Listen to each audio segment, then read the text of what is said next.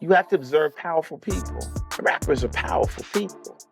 You know what I'm saying? I mean, I speak to 1 million people. From this room where I make a record, I speak to 1 million people. That's power. They keep track of every young black man, every young black woman that's involved in this business. I think there's a master list somewhere that everybody in hip-hop has something. They have all their information. One thing you and I have in common is that we're both accused of being the police. Oh, yeah. People are actually bunching us in the same police category. Typical white guys, yeah. Yeah. In 2012, a mere 232 media executives were responsible for the intake of 277 million Americans, controlling all avenues necessary to manufacture any celebrity and spark any trend. Whether it's the FBI, the DOJ, Homeland Security, or the DA's office, these local, state, and federal authorities have been on rappers for as long as hip-hop has been around. They build massive cases, wait for someone to slip up, and sure enough, your favorite rapper ends up behind bars. Over the recent years, these agencies have found a new way of sourcing information that ultimately leads to convictions. Radio shows and podcasts have been the go-to place for the last bit of evidence. But who are the people on the inside asking these questions during an interview? And who is actually a police informant? Some of these radio hosts have been declared as informants by fans and rappers alike, and some of them you may never expect to be an informant. So bear in mind that this is all speculation while we break down the possibility of the situation. Adam 22, No Jumper. Adam 22, whose real name is Adam Grand Mazin, began his platform No Jumper as a blog back in 2012. It later expanded into the podcast known for content about hip-hop culture, current events, and rapper interviews. So, okay, I saw this video that alleged that it was you involved in this crazy-ass shootout. What was that situation?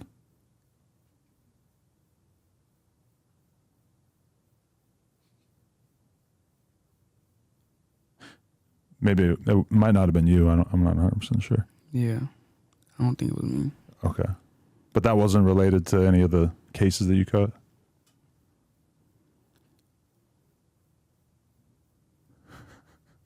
Well played. Okay. So Adam 22 has been openly discussed by fans and rappers as a host who is helping the police. A recent interview with rapper 757 BA landed him in jail for a murder that took place years ago. The rapper went on the platform and began speaking loosely about some things that happened in the streets, and not long after, he was picked up by police and charged. In 2018, rapper Tay K was featured in a special interview on No Jumper, calling in from prison. The conversation led to the rapper getting put on additional charges and placed in solitary. The rapper was arrested back in 2016 for capital murder during a home invasion. It just goes to show, even if you're already charged and processed, your words can go a long way. This younger generation needs to realize that the internet is constantly being monitored, and if we as normal fans can catch subliminal leaks, you best believe the people being paid to investigate their cases are going to figure it out. Angie Martinez. Angie Martinez grew up in Brooklyn, New York with her mother. When she was younger, she refused to stay in school and would often smoke and drink with friends. Unable to deal with her behavior, her mother sent her to Miami to live with her aunt. After a while, her mother also joined them in Miami and got a job at a radio station. When Martinez turned 15, she joined the same radio station as an intern, and that's when her life started to change. So as now we here, right? So something came to my mind, right? So we always say for the culture, by the culture. But a lot of times when I go to do these interviews, like if I got an album coming out or whatever, it always seems like people try to get me to talk about people or throw dirt on somebody. But the 1 second I say one thing, that's the headline. Of course. And that's the game with it. Huh? That's the game. That's the world we live in, unfortunately, right now. Why does any artist want to do an interview when they feel like it's a setup? Well, hip-hop journalists are always trying to jam you up. Mm-hmm. He's not lying. He's not wrong. Angie Martinez joined Hot 97, and her major job was to answer hotlines. The more time she spent at the station, the more they saw potential in her. She soon met Funkmaster Flex, who started to mentor her, and she learned a lot about running a radio program. Finally, she got her own segment called Afternoon Drive on the weekends, which she co-hosts with DJ Enough. Martinez left Hot 97 because they didn't renew her contract, and the next day she signed with her rival, Power 105.1. She now has her own podcast where she continues to get exclusive interviews from top celebs. After doing some digging around, we found 2 separate occasions where rappers spoke with Angie and were later arrested. Jim Jones was arrested in 2018 for a handful of charges. He was charged with possession of marijuana, possession of a firearm, stolen property, and narcotics possession. This arrest took place 2 months after meeting Martinez for the interview. He came back on the show a few weeks after his arrest and told the host he could not speak about the details of the case. So let's go right into it, okay? Okay. Because I got a story on my desk the other day that said you were arrested. And for some things that I was really surprised to hear about. And so much so that I didn't even mention the drug part because I don't even think I mentioned the drug part on air. No? He's like, no, you shouldn't. But gun possession. Can I pull up your charges and you tell me what's true, or you just want to tell me what happened? How do you want to go about this? Listen to me. Me personally, I've been advised by my lawyer, I can't talk about the case. Whatever's been reported is what you can say, but I can't. Tekashi 6ix9ine has been in all kinds of trouble with the law, but this particular time in November 2018, he was arrested only 3 months after sitting down with Angie. Tekashi was indicted with 5 members of the 9 Trade Gangsta Bloods for federal racketeering charges, including drug dealing, firearms charges, armed robbery, and 2 attempted murders. It was believed that his crew was involved in a shooting at the Barclays Center in April 2018, just 3 months before his interview. Wendy Williams. Wendy Williams hasn't always been the most pleasant radio host. In fact, many artists have refused to talk to her because of her attitude.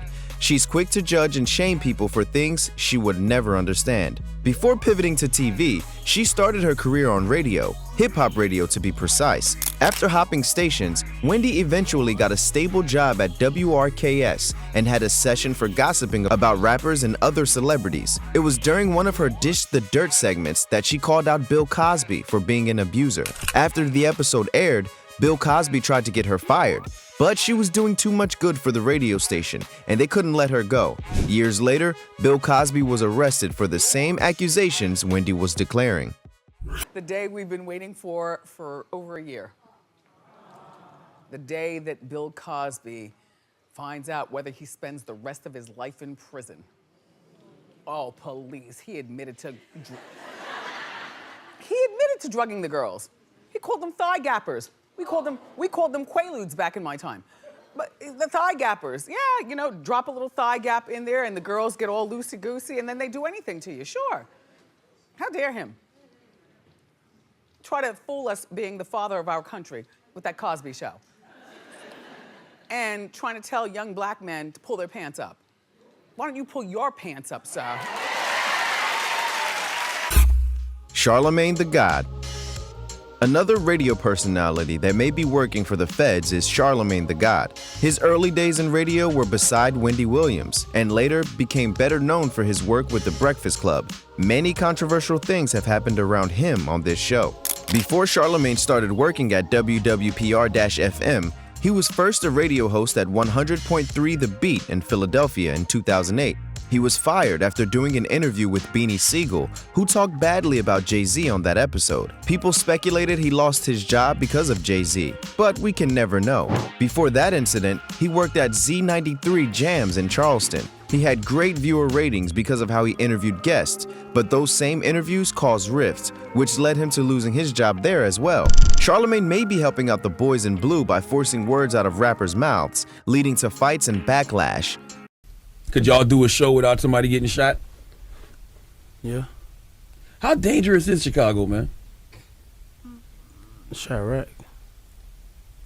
Well, how old were you when you first shot somebody? Stop it. You know he has a case going on right now, Charlamagne. Jeez. I I was 300.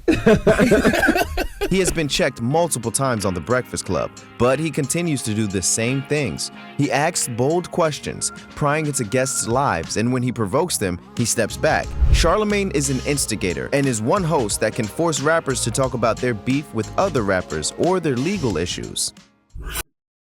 DJ Vlad.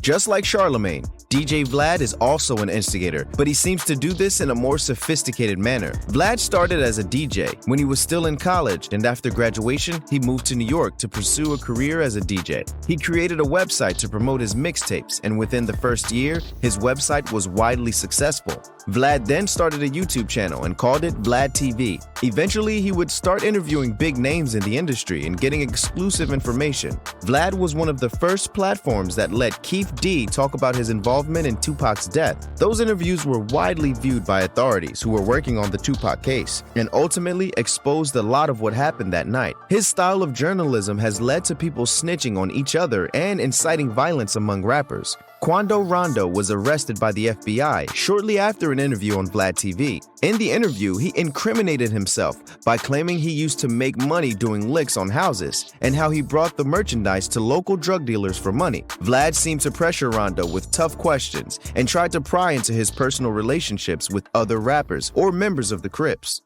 Feel me? Okay.